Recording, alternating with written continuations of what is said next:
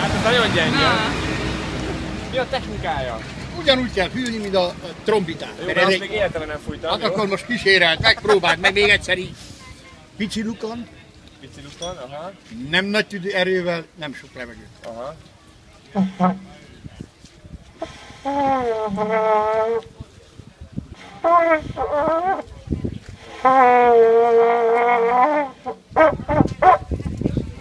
Nem. Érzem, én nincs még behangolva.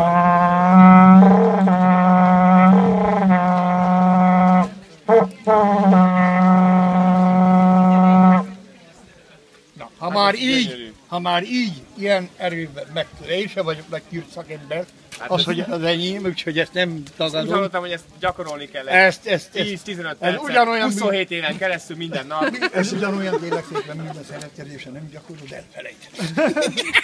De én most veszítem el a szüzességemet.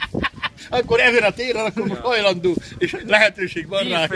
This is a Hungarian vuvuzela.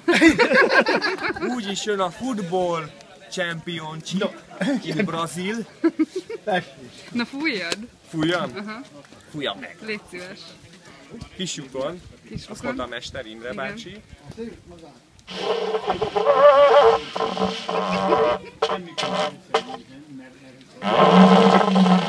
Ez egyre jobb. Ez egy enyhe perisztartika inkább.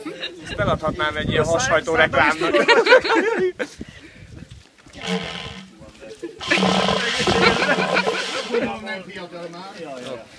Biztos a káposzta.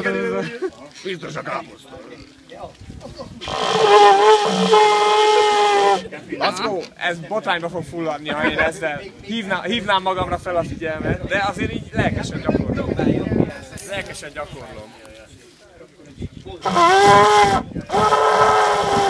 És mindjárt jönnek, hogy ki az, aki kínozza az állatokat. Végső stádiumban lévő tüdőbeteg marha.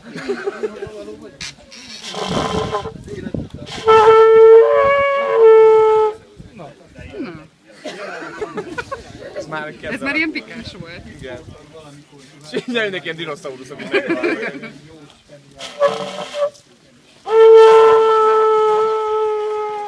Na azért alakul ez. Jó van.